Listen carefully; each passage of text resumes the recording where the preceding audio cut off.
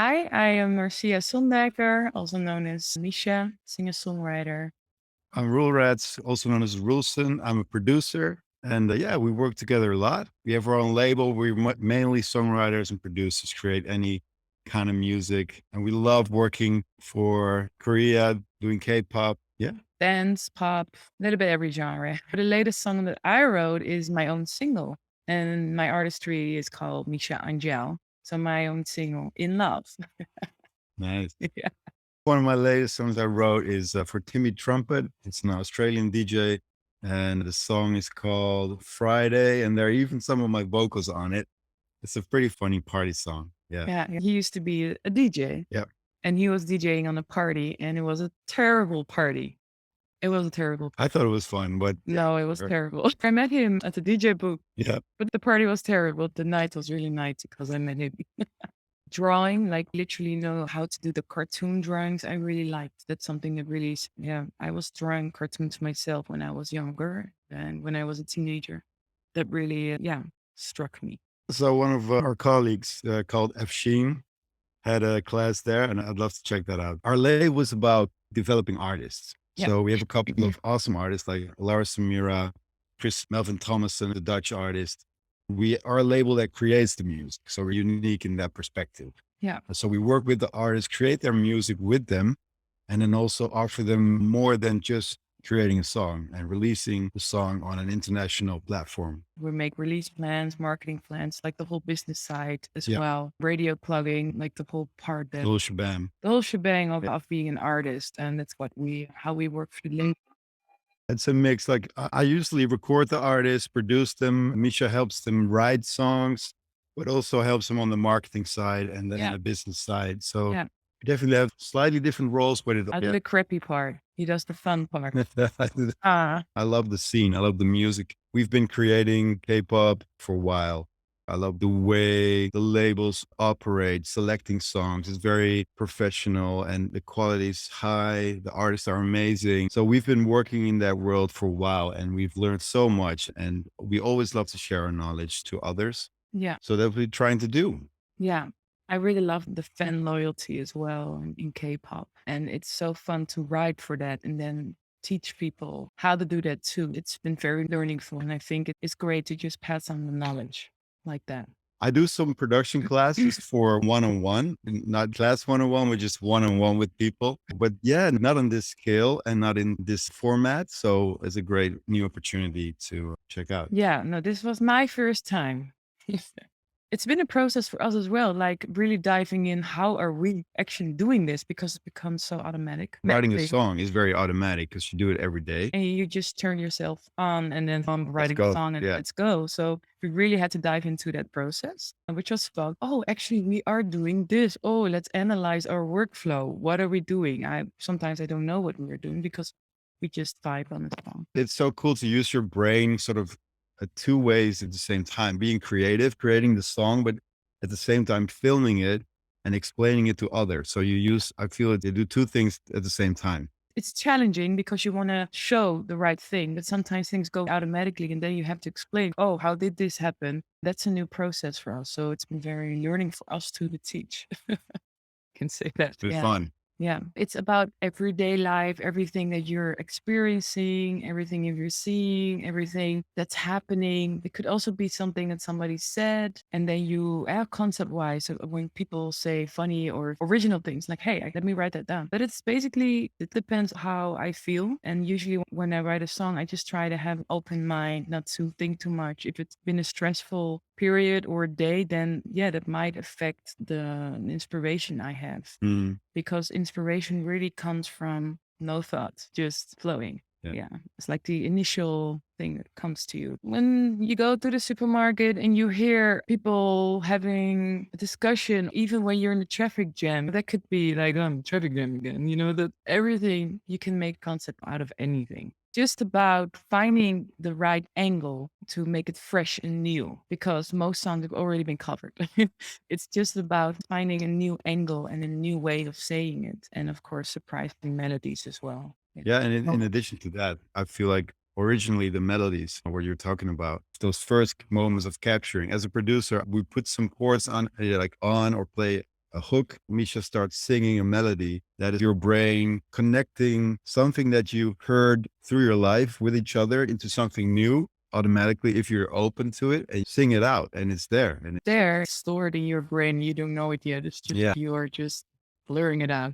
yeah, that's cool. That's beautiful. Yeah. When you start a process of writing, we start like a vibe, like how you're feeling, and then automatically within me, the melodies start flowing, and then you can play chords, and then you record some stuff, and then automatically when you listen to them, there's a few melodies that just stick to your mind. Yeah. And those are the ones that most of the times are the hook. The hookiest part. Plus, there can be some words already that you just randomly spit out, and it can help define the lyrical concept. But there can be something that is on your mind at that moment, or with the artist that you work with, that he or she wants to express. And if you can mold that into your melodies, into a song, basically, that sounds beautiful, or any emotion that you want to put in your song, then that's a good starting point for a theme.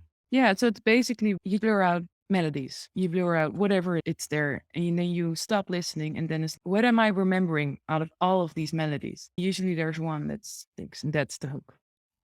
Good singer. Good voice.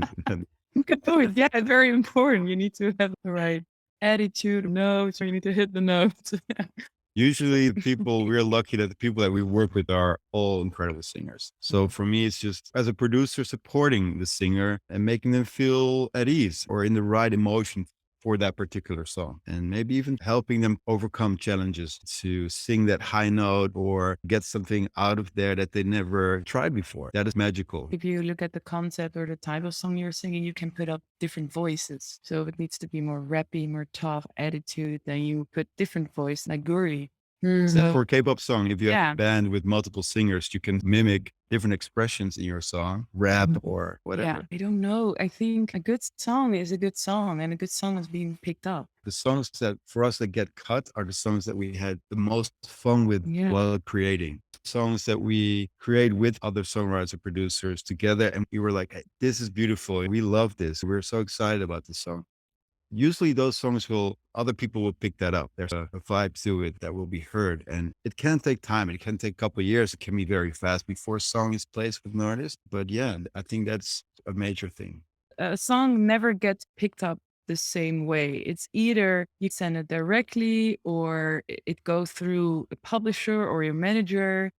It's a whole process. Sometimes you're lucky and you send it to one person and they say yes, but I don't think that ever really happens that. Well, keep sending your song. If you believe in it, try to work your network. Yeah. Build your network, send it out to the people that you connect with, that believe in your music. Keep sending out the songs that you believe in.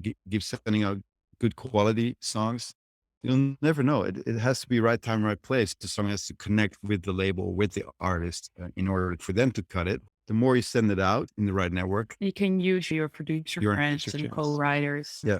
Work with others. Yeah, it's a process, because then you need to refine concept, lyrics, adapt it to the artist. Yeah. And production. So when it's cut, you're not done yet. Then it's starting, actually. Be organized. Yeah, I think it's good to be organized and to keep a track of the songs, like you're sending out to who in the network. Keep your network up to date every time. Always send. Never doubt. Just send it. Yeah. And use your writers and co-writers that you know, or contact new ones to get in touch with. You can who have already cuts with the K-pop artists. Yeah.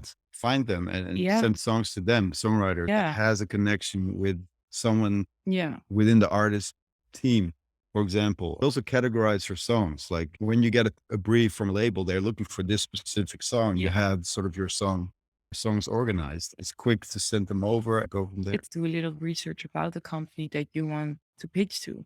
Like, how does it work? Who are the persons there? And then how do I get my song there? Reach out to those people. Yeah. It's super simple.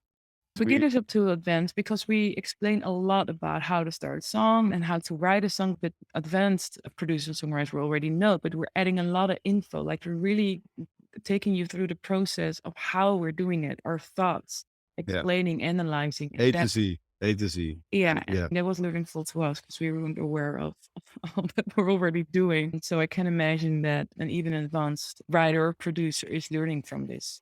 We watch tutorials like this too.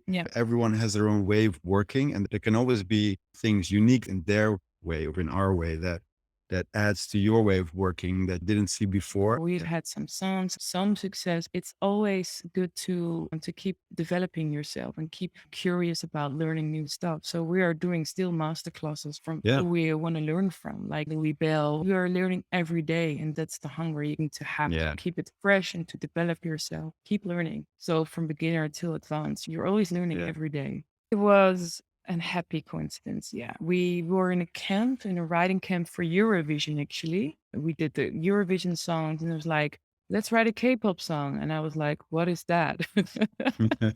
So then we went through artists and recent songs that were released. And I was like, this is awesome. I love this. And that's actually, for me, the starting point, that Eurovision camp that I discovered K-pop. Yeah, I think same for me. Yeah. A lot of our friends / co-songwriters are definitely getting more into K-pop.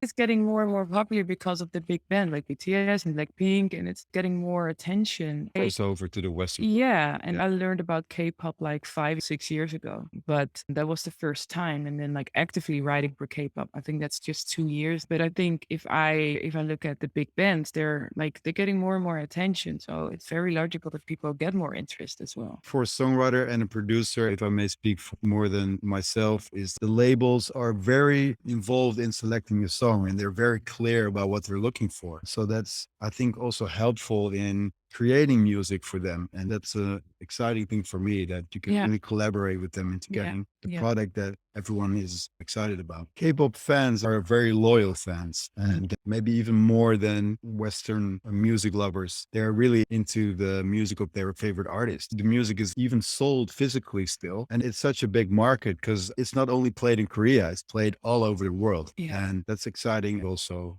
financially, that you'll notice that as a songwriter. It's more, so I feel K-pop demos need more production. There are more parts in the song because there are also probably more members. If you look at bands, for example, so there are more verses, there's just more variation. They like even more genres in one song. Taking the listen through worlds. There's also a lot of visual content attached to a song if it gets released. Most of the bands or artists are dancing. They're gonna translate the concept. Concept usually stays, so the concept needs to be like super original and fresh. Our biggest selling point is that we really go in deep, from the melodies up to how to master a song, how to tune every sound, how to record the vocals. Every detail is there. We really start a song from scratch. You dive into our process and you literally go into our brain. We open up our world of how to create a K-pop song. Creating this class was something new for us. We really pushed ourselves to give the best. Like, we really pushed ourselves. That was the challenge as well. Teaching, but also get the best song, the quality, everything. We really pushed. So there's so much fun stuff in there that we're excited to show you. And we love to dive in that process with you and hear what you think about the class. And if there are any questions, we're here to answer them and to work with you into getting your songs to be awesome as much as we can help.